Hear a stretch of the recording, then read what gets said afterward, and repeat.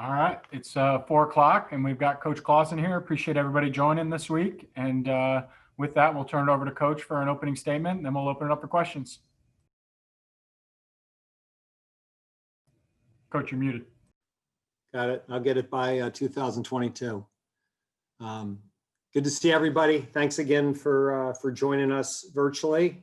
And I'll just wrap up Virginia Tech. Like I said after the game, really proud of our whole team.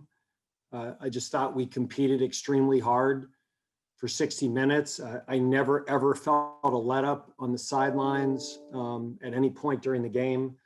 I just felt our entire team was just emotionally invested in that game. If you see some of the reactions on the sidelines from the interceptions or complete passes or touchdowns, it was just really encouraging to watch that, the next day, to just see the reactions on the sideline. So, certainly to begin with, really proud of our defense. Obviously, Nick Anderson and Boogie Basham had outstanding games for us, and were named the Players of the Week in the ACC, and Nick won a lot of national awards, but it was really the entire unit. I thought our defensive line did a great job of penetrating and setting edges against the stretch play. I thought our linebackers played very much downhill, which we needed to do in terms of, not just occupying their gap, but plugging the gap and indenting the gap in firm tackles.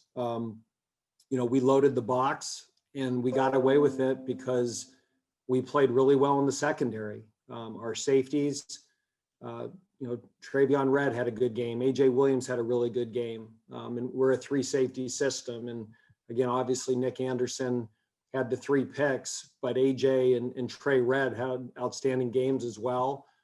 And I thought our corners played well. Again, we were able to kind of load up in there because, we held up on the perimeter, which was really encouraging. Offensively, again, we didn't turn the football over. We built a lead. And then because of how the defense was playing in the second half, we were able to play a little bit more conservatively. We didn't take a lot of chances. We were able to bleed the clock. We didn't play with the tempo that we normally play with. Because quite frankly, we didn't feel we had to score 40 points at that point to win the game. So I thought Warren Ruggiero and our offensive staff adjusted very appropriately to the way the game was being played. And I thought it was 2 weeks in a row that we really got good special teams play. Jack Crane's kickoffs, most of them were touchbacks. The ones that weren't, our kickoff cover unit was really good. We pinned them inside the 20 once. Our punt coverage was outstanding. Virginia Tech has really outstanding returners, and we held them to 1 return for negative yardage. The way we recovered the onside kick was a great, courageous play by Jasir Taylor, but it was also a really smart play by Travion Red, that on the 1 bounce, you can fair catch it. And he saw the high 1 bounce and Travion Red fair caught it, and that got us the kick catch interference. So that was a really smart play by a 5th-year senior. And then the execution of the pooch punt at the end of the game was good protection, a great kick by Ivan, but again, a heads up play by Keyshawn Williams to catch the ball on the 2-yard line. So we did a lot of good things. I think we've improved the past 2 or 3 weeks, and we want that to be a trend that continues.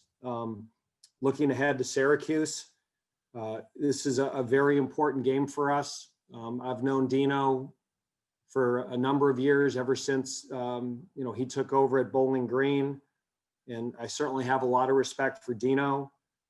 He always has his team ready to play, especially against us. And he always gets his football team back. I think their staff did a great job. I'm sure the Liberty loss was very disappointing to them. And then to respond, they were down 6 points with the football against Clemson with a couple of minutes left in the 3rd quarter. They've played Clemson more competitively than anybody.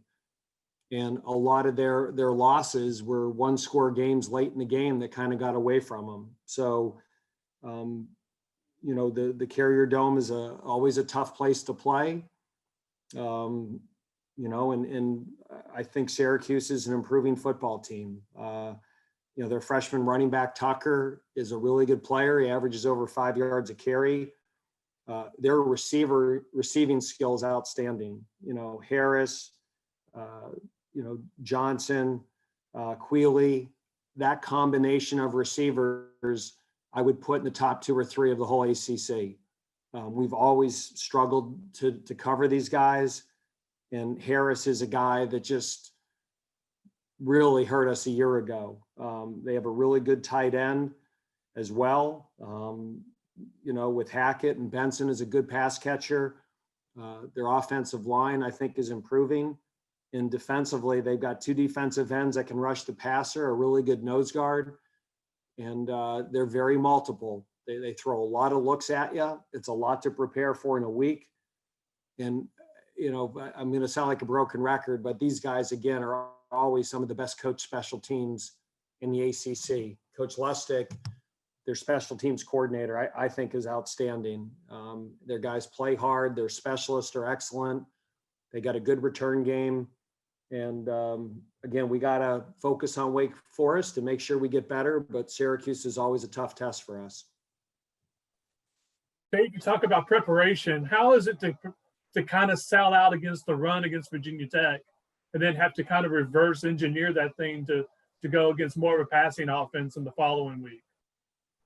That's college football. I think that's what makes college football. And again, this is, I'm certainly not objective, but I think it's what makes it more interesting than the NFL, is that you have all these different styles of offense, and you have Virginia Tech, which has a big back and tight ends, and they're going to pound you. And then you turn around a week later and you're going against a team that puts 3 and 4 receivers on the field with tremendous skill and more of a passing based offense. Now, these guys can run the ball too, though. I mean, they ran it very effectively against Syracuse, or against Clemson.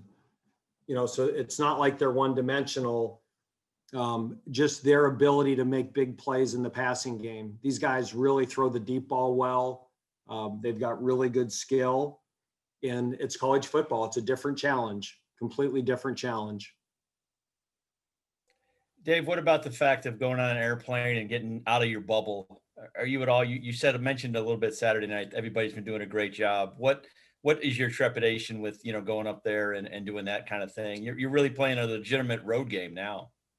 Yeah, I mean, this is the first time the whole year that we've left the state of North Carolina, and we're only going to do it twice the whole season. So, we're just going to be very precautious. We're going to, have our masks, and we're going to have our PPE equipment, and we're going to go up there in New York State right now. Once we get to the hotel.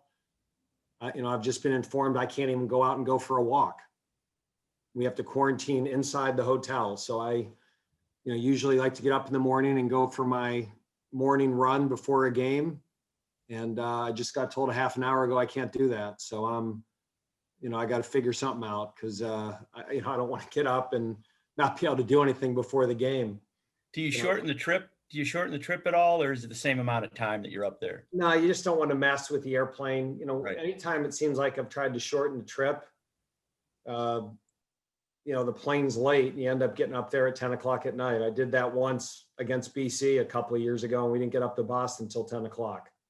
So I'd rather get up there early, get in the hotel, get into a routine. And then once you get there, you try to keep your routine similar for home and away games. But even the team meetings up there, we can't have a team meeting. New York State still has protocols in place that it changes everything we do before a game. So we appreciate we're allowed into the state. We appreciate they're letting us play the game. But once again, this is just college football in 2020. There's nothing normal about it. I'm just curious, who tells Dave Clawson he can't run in the morning? The state, the health department of New York. So, if Governor Cuomo tells me I can't run, I'm not running. I don't think that would be the AP story, Aaron Beard, I'd like written of the football coach at Wake Forest violated New York State protocols, especially when that was the state I grew up in. So I'm going to respect Governor Cuomo and his protocols, just like we respect Governor Cooper and his protocols in North Carolina. Dave, I'd appreciate that as well, not having to write that story. So I'm glad you're doing that. I did want to ask you, when you guys had such an odd month where you took the 2 losses, you had a game postponed, and then, moved a game around. You've had 2 straight wins now. How do you think, is there a difference in mood with the guys that now they've had some success and maybe there's a little bit more of a rhythm or routine to what you're doing? Yes, absolutely. There's, the vibe in a locker room and in a meeting room after a win is a lot different after a loss. And you hope it's a feeling that they love it. They understand why they feel that way and the work that went into preparing. And you hope that there's a willingness to do it again. And I think that's the greatest challenge of college football is getting a college football team to be consistent week in, week out, especially in 2020 with COVID, and there's all these things they can't do. And, midterms going on and papers due. And it's just, they're not professionals. There's other things going on in their lives, and there's academic stresses and the stress of COVID. And to be honest with you, that was part of the reason we celebrated the way we did after the game the other day, is they're not able to go out and celebrate a win like they normally would. And we just wanted to provide a moment that they could let their hair down and have fun and dance around a little bit and, have the joy of a well-earned win. Dave, after that emotional win, you're now going on the road to face a Syracuse team that has struggled a little bit this season. Do you fear any chance of a letdown with your team? Because winning those games earlier in the month loses an impact if you go to Syracuse and drop that one. Les, every season, every game is a new season. And, I'm not worried about a letdown. I'm worried that I think Syracuse is capable of playing at a high level. I think with any football team, including Wake Forest, you could put on our highlights and say, wow, and you can put on our lowlights and say, boy, they're not very good. And Syracuse is certainly capable of being a very dangerous football team. And, again, they've got really good skill. I think their offensive plan and their design is always extremely well thought out. They certainly know what they're doing with that offense. I really see a consistent defensive philosophy evolving. They've played really good defense at times this year. They certainly had North Carolina on the ropes for a while. They played really well against Pitt.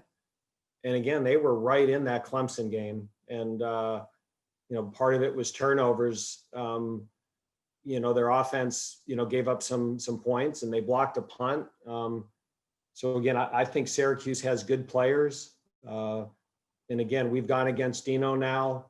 This is the 5th year, and his teams are always well prepared. Coach, you mentioned the energy on the sideline in the win against Virginia Tech. How much would you attribute that to Nick Anderson's performance and how the guys were that he was playing so well once again? Well, that energy was there the whole game, Eddie. It really was. I mean, if you like Jasir Taylor, the interception that he almost had, if you watched our sideline explode, even though it was ruled off, I mean, guys were so excited and so into the game. And that was before Nick had 1 pick. And, those are the things as a head coach that I love to see, because that tells me that we have a football team that's engaged, that's emotionally invested, and they're there for each other. And I'm telling you, it was, it was electric. And we had such a good week of preparation. Usually before games, I can be a little uptight and, geez, what's going on? And you have those butterflies. And Friday night when I went to bed, I felt really good about our preparation. And Saturday before the game, I was even visiting with our coaches and just said, I'm not sure what's going to happen, but boy, I think we had a great week of preparation. And I think that happens when a team is invested and cares. And to see that go from our top players of Boogie Basham and Jasir Taylor and Zach Tom and Sam Hartman down to, the walk-on scout team guy that's fifth string when they're celebrating, I think that's a real positive. Dave, do you see you've got kind of a young team, but some veterans, a real good mixture. Do you see this kind of team being able to sustain this and be consistent as you come to different forks in the road here during the season? I hope so, John. I mean, one of the things I look at every week is, traditionally we've had our better teams here when we're older. And this is probably the youngest team I've had here since 2015. But the key thing is we have some key veterans. Zach Tom and Sean McGinn and Loic Nye on the offensive line, and Javiante Nash and Sam Hartman. And even though Christian Beal and Kenny Walker are playing more than they've played, those guys have played before, and Chapman has played. And on defense, we start a number of seniors. Now, a lot of the depth is younger. Some of the guys in the secondary with the injuries are younger, but Boogie Basham, Suleiman Kamara, Trey Red, Jaquez Williams, Miles Fox, those guys are all fifth, sixth year players. And so I think the good thing is, even though we're younger, there's a core of fifth year and fourth year players that know what to do, know what it takes. And I think as this goes on, they're starting to do a better job of leading the younger players. I mean, Jasir Taylor's a guy that his growth and development as a leader, he's really taken over that corner room and helped Kalen Carson and Gavin Holmes and some of those younger players of teaching them how to prepare. Travion Red has done a great job of developing AJ Williams. I mean, they'll come up here and he'll tell AJ, hey, we're watching film together. And that allowed us to move Travion Red to a high safety and start AJ and Travion last game, because basically Trey got AJ ready to start. And so I'm just seeing more individual examples of leadership like that, mentoring leadership, that I think has really helped our football team. And when the older players do that for the younger players, now the younger players don't want to let the older players down. Nick Anderson doesn't want to let Luke Masterson down. He knows he's playing a lot more because Luke's out. He knows this is Luke's senior year, and he doesn't want to disappoint Luke because Luke's invested so much time into Nick, helping him get ready. And those relationships are things that I love to see. That tells me that a team is there for each other. So can we sustain it? I think some of those bye weeks early maybe helped us develop. We've got a bye week after this, and certainly, that 5-week stretch at the end is going to be challenging. So, we got to try to get this one and play well and do everything we can to get Syracuse, and then we'll deal with that other problem later. Can you catch us up on Tyler, Zion, and Nasir? That trio isn't on the depth chart this week, and they didn't play last Saturday. Yeah, I think with Nasir and Tyler, we were really hoping. I mean, they've got soft tissue injuries, and it's just kind of a week by week deal, and I would say they're doubtful for this week. So I was hoping we'd get them back, but I think with the bye week after this week, you just don't want to you don't want them to be 60% or 70% and then have a setback that you then lose a month. And Zion's going to be a few more weeks.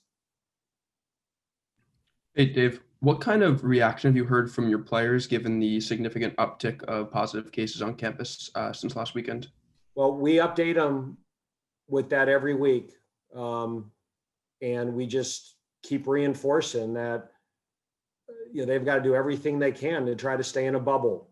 And that's really hard in college. But we're very attuned with the dashboard. I think Wake Forest has done a great job of being transparent and communicating to everybody exactly where we are. And we're just taking every precaution we can. And any interaction with somebody outside of our bubble, I tell our players to assume everybody they interact with outside of our bubble has COVID. Dave, I had a question about you and Dino, both coached at Bowling Green. What was the biggest lesson you learned from your time with the Falcons? And Dino said yesterday that you guys still have constant conversations. What are those like? Oh, I mean, we have ACC meetings, and Dino and I get along really well.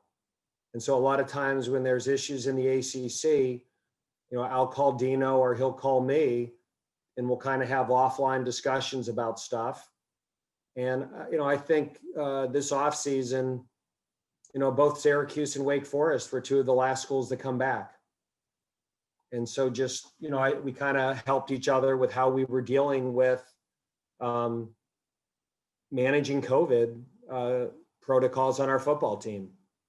And I think we both had concerns when, everybody else was coming back in May and June, and we weren't getting our team back till July. So I think we had concerns about how to keep guys healthy in July and through camp, and some of those challenges. So again, we weren't at Bowling Green together. I left and then he took over, but he did an outstanding job at Bowling Green. Took him to 2 MAC championship games and won one. And I know the players really enjoyed playing for him. And that connection, has kind of led to, he's one of the guys at the ACC meetings that I always end up having a lot of conversations with. And, I really like Dino a lot. He's really enjoyable. He's extremely personable, and he's a good guy.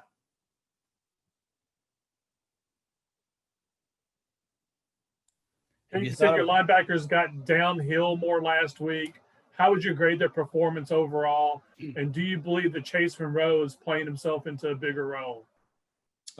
Yes, and yes. So they graded out better.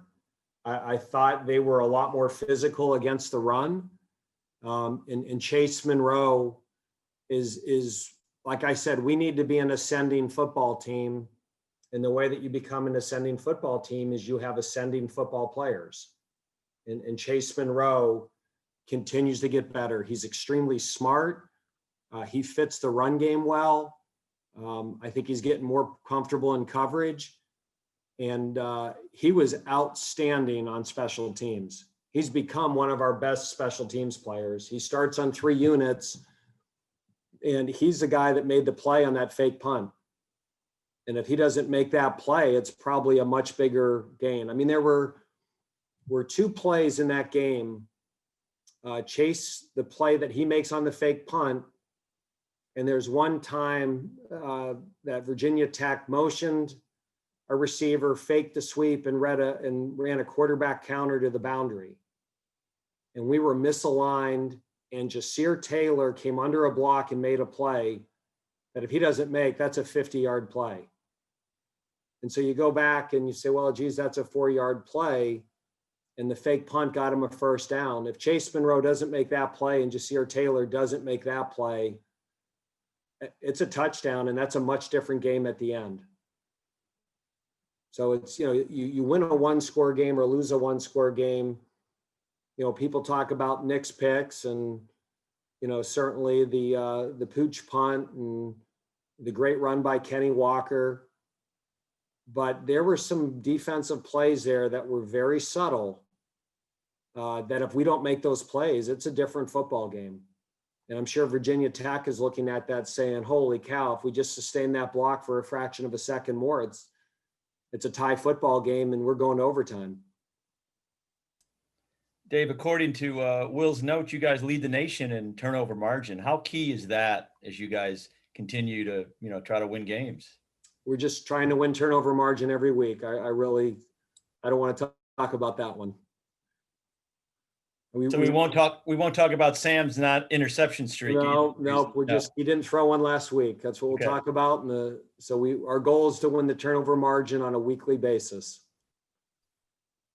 Dave, you talked earlier in the year that because of no spring, because practice was so messed up and the game situation so messed up, you didn't really have a feel for the identity of your team now or then. We're halfway through the season now. Do you feel like you do? And how would you describe it? And are there things you know you can count on and game plan and so on accordingly? Yeah, I mean, I think so. I think we're evolving a lot differently than I thought.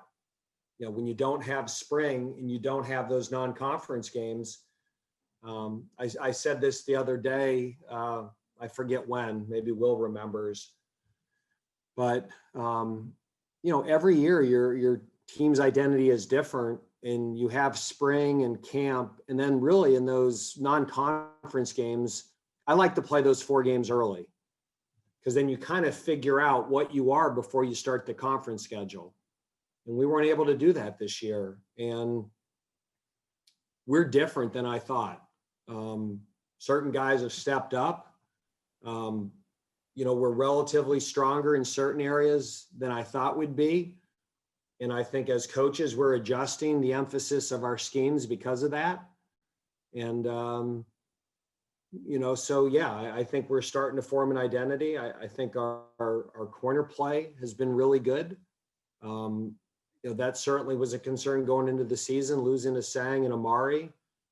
But I think our corner play is really improved, and that's allowed us to do some different things up front that we probably didn't anticipate doing. You know, I think our offensive line is gelling together. We lost 3 starters, and those guys I think are improving. You know, Ken Walker has certainly made a step. Christian Beal's a good player. Our slot receiver position is probably ahead of where I thought. You know, so there's been some pleasant surprises, and maybe some other areas that were maybe not where I thought would be, and we need to make improvements there. And thoughts on, you're on a nice roll right now, thoughts on a bye week after this one? 2020. So, I mean, it's, you know, we had a bye week before the season. We had a bye week after 2 games. We had a bye week after another game. You know, sometimes at Wake Forest, you get those breaks in late October, early November. It's really maybe not a bad thing academically. You know, at this point, our guys are having midterms, papers are due. You know, we'll give them a little bit of time off and really have them focus on their academics, even more so. You know, I always get worried in the season when we play 5 or 6 or 7 consecutive games, that the combination of playing ACC football and the academic pressures our players are under, you know, that combination can get tough. So I'm going to look at this as a positive. How heavily did Nick Skiba lobby you to try to kick that field goal at the end of the game? And then how do you handle that as a coach? He said, "Coach, I can hit this." And I said, "Nick, I know you can hit it." I said, "But we've had a little bit of leakage, you know, on our protection. And I think this is going to give us the best shot to win. I'm not doing this because I doubt your ability to hit it. I just think this is the way this game's being played. Gives us the best chance to win." And Nick's great. I mean, he's team first, and it worked, so it was a good decision. If it didn't work, it would be an awful decision, right? That would be, boy, what a dummy. He could have went up 10 points and he didn't kick the field goal. And what a, you know, I mean, it's, you know, you're there in the moment and you're saying, okay, this is a 49-yard field goal.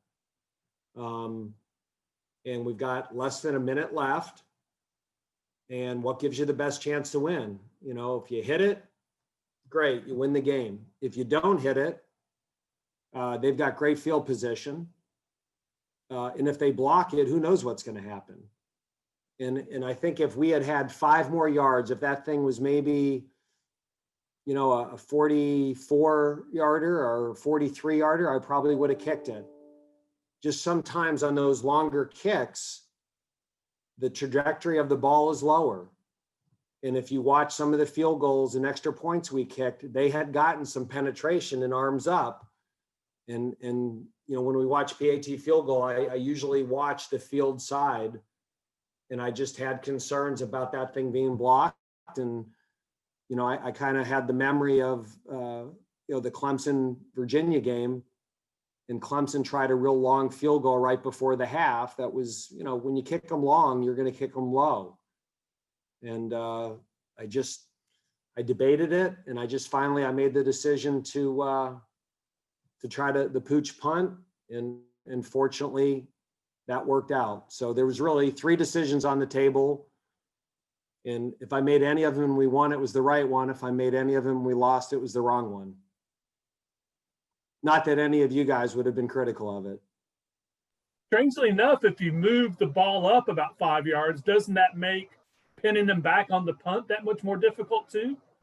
It does. There's certainly a sweet spot. At that point, the debate would have been, do you take the delay of game? And at that point, there's even some debate of, do you go for it? If it's 4th and 3 and 4th and 4, and you feel good about converting it, you then win the game by taking a knee. So there was, a lot of our analytic research was going on then. We had all the analytics working, and if it's here, we should do this. If it's here, we should do this. If it was here, we should do that. And at the end of the day, though, you have to go with your gut. And, the analytics, I think, said that we should kick the field goal. But I felt really good.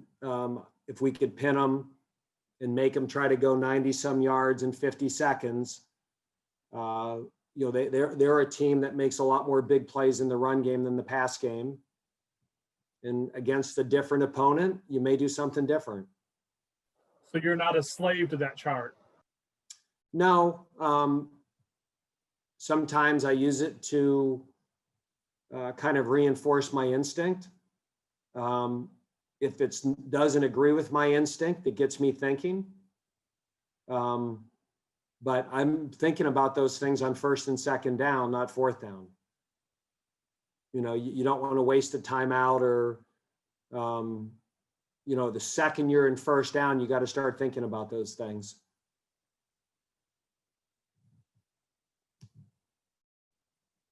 But when we did it, I said, if they go 90 and score, it was a bad decision.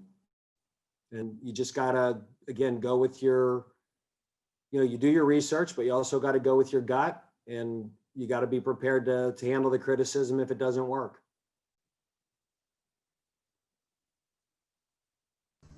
Dave, I saw you were going to be on with Lester Holt tonight. That's pretty cool. Yeah.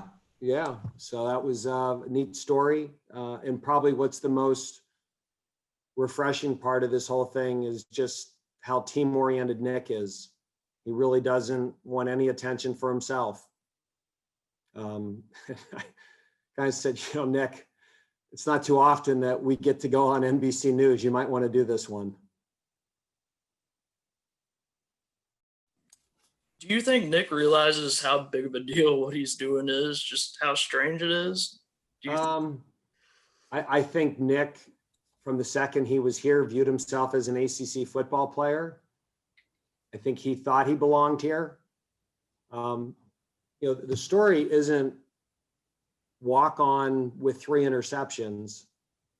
The story is a young man that came here prepared, that when we lost Luke Masterson, Nasir Greer, Zion Keith, and Kobe Davis, that here was a young man that got himself ready to play. Like so many of our players want the opportunity, and then they're going to get ready. He got ready for the opportunity. I mean, what he's doing isn't an accident. He came here with the mindset day one that he was a player. And that, I said this earlier, this is a little bit of a silver lining of the pandemic. We had all these protocols when we started practice, and we did split practices, so we never had more than 50 players on the field at once. So we ran these split practices that he got a ton of reps because of the split practices. And the more reps that we gave him, it became obvious that he knew what he was doing and had some instincts and could make plays. So again, if it's a typical year and we're not having split practices, I mean, eventually, the cream always rises to the top. I don't know if it would have risen so quickly.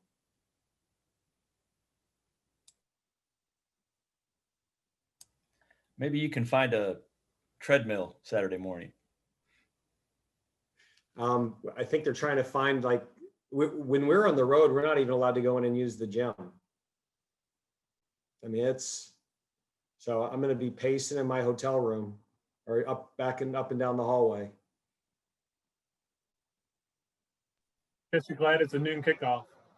Absolutely. Oh my gosh, if that thing was an 8 o'clock kickoff. So